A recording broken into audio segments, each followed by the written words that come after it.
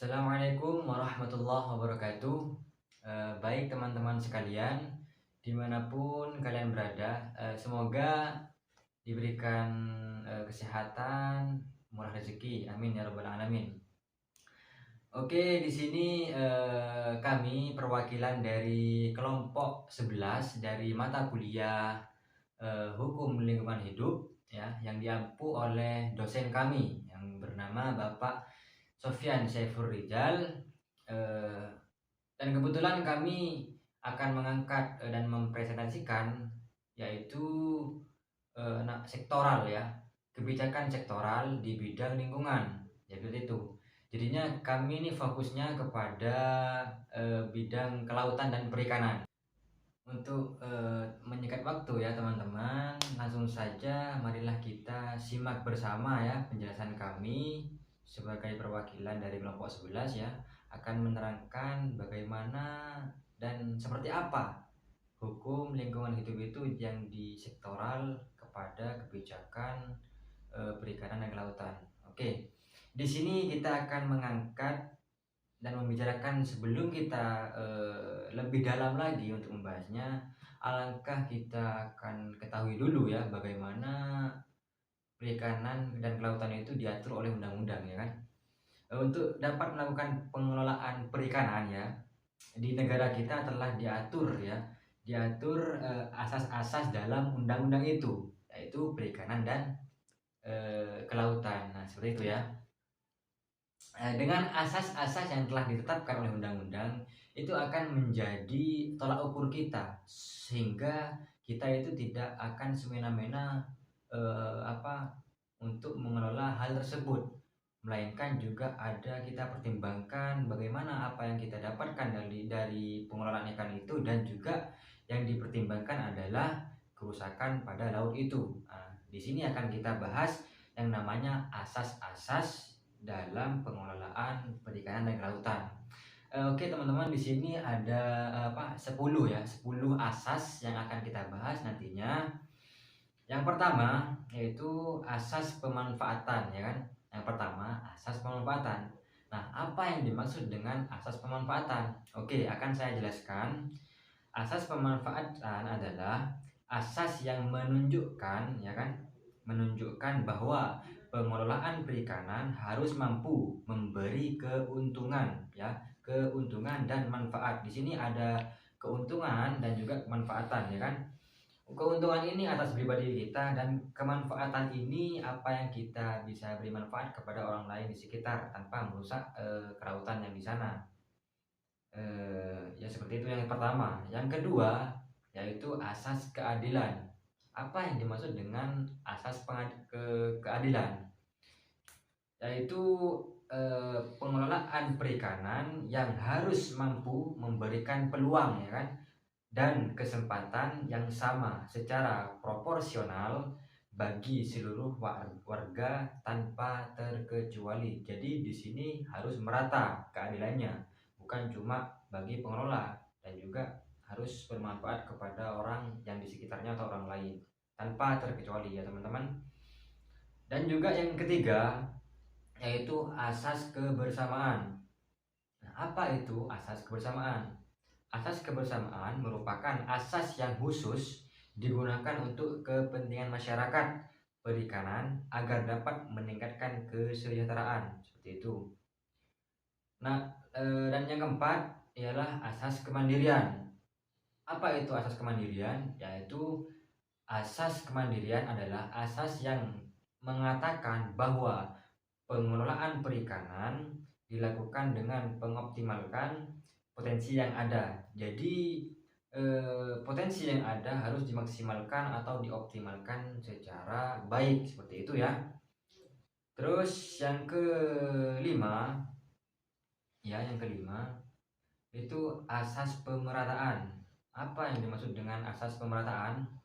Yaitu pengelolaan perikanan dilakukan secara seimbang dan merata dengan memperhatikan nelayan kecil dan pembudidaya ikan kecil.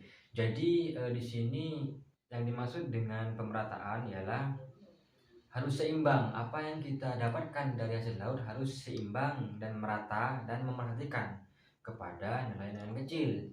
artinya jangan sembrono kita rakus untuk kita dapatkan semua ataupun merugikan yang lain. Harus kita perhatikan para pencari nafkah di bidang perikanan yang lain seperti itu ya. Terus yang keenam yaitu asas keterpaduan, yaitu asas pengelolaan perikanan dilakukan secara terpadu dari hulu sampai hilir dalam upaya meningkatkan efisiensi dan produktivitas ya. Terus yang nomor 7 ialah asas keterbukaan. Mengenai yang dimaksud dengan asas ini, pengelolaan perikanan dilakukan dengan ketersediaan informasi yang dapat diakses oleh masyarakat. Seperti itu ya. Terus yang ke-8, asas efisiensi yang menghendaki bahwa pengelolaan perikanan ini dilakukan dengan tepat, cermat, dan berdaya guna untuk memperoleh hasil yang sempurna ataupun yang maksimal ya, seperti itu. Mengenai masalah efisiensi dalam pengelolaan perikanan sebenarnya sudah tercakup di dalam asas keterpaduan di atas, karena keterpaduan tidak dapat dilepaskan dari efisiensi ya, seperti itu. Terus yang nomor 9, asas kelestarian ya. Nah, di sini kelestarian itu membahas tentang apa? Bahwa pengelolaan perikanan dilakukan secara optimal mungkin ya, dengan tetap memperhatikan aspek kelestarian sumber daya alam. Jadi di sini poin yang paling penting yaitu kelestarian ini sesungguhnya ya, menurut saya ya. Soalnya apa? Di sini bukan cuma membahas ataupun membicarakan tentang keuntungan pribadi saja dalam pengelolaan ikan. Namun di sini lebih ke aspek kehidupan. Kita mendapatkan ikan ataupun hasil laut yang lain tapi tanpa merusak alam yang di sekitarnya. Contohnya terumbu karang dan lain sebagainya. Di sini harus dengan cara-cara yang tepat ya. Tidak boleh mencari ikan dengan ngebom ataupun bahan-bahan kimia yang lain. Itu dapat berefek kepada makhluk hidup yang di air, di laut ya, yang lain, sehingga pertumbuhan mereka tidak akan bertahan lama seperti itu ya. Ada kita untung, yang lain juga tidak rugi seperti itu. Terus yang terakhir ya teman-teman, yang nomor 10 ya. Ini asas pembangunan yang berkelanjutan. Nah, asas ini adalah asas pembangunan ya. Pembangunan yang berkelanjutan, bahwa pengelolaan perikanan dilakukan secara terencana ya, dan mampu meningkatkan kemakmuran serta kesejahteraan rakyat dengan mengutamakan kelestarian ya, ingat ya, mengutamakan ya, diutamakan kelestariannya bukan penghasilannya, seperti itu, untuk masa kini dan masa mendatang. Jadi poin yang kita dapat dari 10 asas itu ya, poin pentingnya adalah yang kita dapat ya, yang dapat kita cerna dan simpulkan bahwa kita menggunakan laut itu sebagai bahan pencarian kita untuk mencari ikan dan makhluk lain yang di air itu ya, yang di laut. Tapi jangan melupakan efek ataupun kerusakan alam itu harus kita perhatikan juga ya. Tentunya dengan apa? Dengan cara-cara yang bagus ya, dengan cara-cara yang tidak merusak kepada lingkungan tersebut, yaitu tentunya tentang laut lah ya, seperti itu. Oke teman-teman, begitulah tadi ya tentang asas-asas kelautan dan perikanan. Oke, di sini kita juga akan membahas tentang legislasi tentang perikanan dan kelautan ya. Apa tujuan adanya legislasi? Yaitu untuk mengeliminasi maraknya illegal fishing di wilayah perairan Indonesia ya. Terus yang kedua, menjelaskan pengertian secara rinci dari tindak pidana perikanan itu sendiri, karena banyak oknum-oknum yang tidak tanggung jawab mencuri hak kita, mencuri hak nelayan tentang perikanan itu. Contohnya juga bukan cuma di bumi kita Indonesia, tapi juga ada orang luar negeri yang masuk di perairan Indonesia untuk mencuri ikan itu. Nah, ini perlunya legislasi untuk mengatur tentang bagaimana cara pengelolaan ikan itu tersendiri, dan juga apa dampaknya dan juga apa hukumannya bagi orang yang mencuri ikan di daerah kita. Itu diatur oleh legislasi. Itu urusannya pemerintah ya teman-teman. Terus yang terakhir ya teman-teman, ini juga akan mengangkat kasus seputar di bidang perikanan dan kelautan. Seperti yang kita jelaskan, perlunya legislasi itu untuk mengatur semua masyarakat ataupun pengelola perikanan sehingga tidak semena-mena untuk mencari ikan tanpa izin, yaitu harus legal ya, tidak boleh ilegal. Kalau ilegal itu ada tim khusus yang untuk menangkap kita untuk yang mengambil ikan sembarangan ya, seperti itu.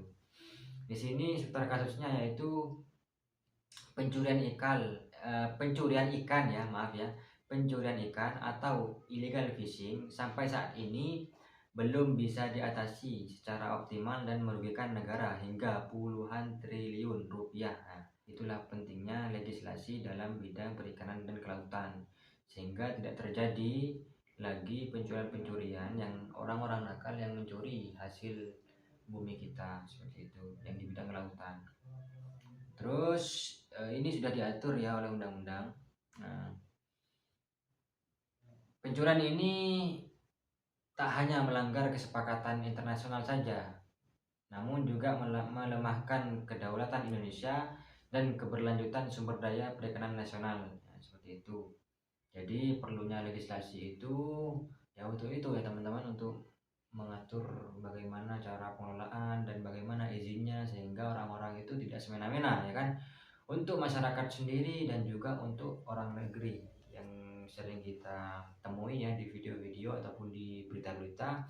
Banyak kapal-kapal yang masuk ke wilayah perairan kita tanpa izin dan mengambil hasil laut kita tanpa izin, dan itu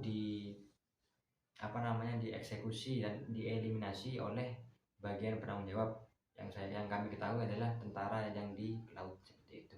Mungkin hanya itu yang dapat kami sampaikan ya teman-teman. Semoga ini menjadi ilmu yang baru dan maafkan kami jika ada tutur kata yang salah dan kurang memuaskan di para pendengar semua. Kurang lebihnya mohon maaf. Wassalamualaikum warahmatullahi wabarakatuh.